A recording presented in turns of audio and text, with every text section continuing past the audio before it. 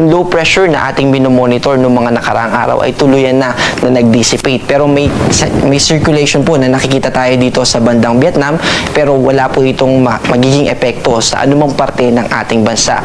Ibig po sabihin nung nag-dissipate ay nalusaw na kaninang umaga, alas 8 po ng umaga. Ang nakaka-apekto po sa ating sa kasalukuyan ay yung ITZZ or yung Intertropical Convergence Zone, na kung saan nagdadala ito ng kaulapan at mataas na tsansa ng pag-ulan sa buong Visayas. Ganon din naman dito sa Caraga, sa Northern Mindanao, sa Zamboanga Peninsula, sa Barm, at ganon din po dito sa northern part ng Palawan.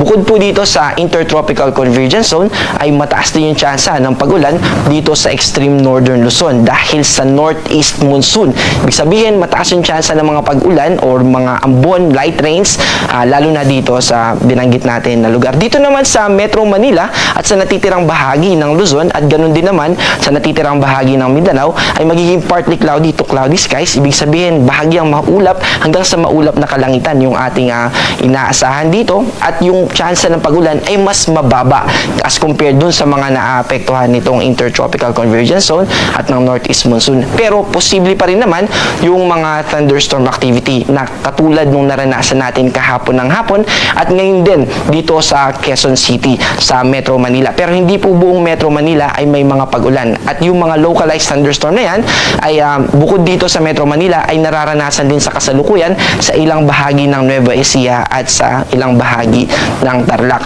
Characteristic po talaga ng localized thunderstorm na umulan for a specific area, pero dun sa paligid niya ay hindi naman, kaya po siya localized. Pero yung duration niya o yung tagal niya ay umaabot lamang ng ilang minuto hanggang sa 2 oras. Kapag tumagal na po or pag more than 2 hours na ay well-developed na yung kaulapan na associated dun sa thunderstorm activity na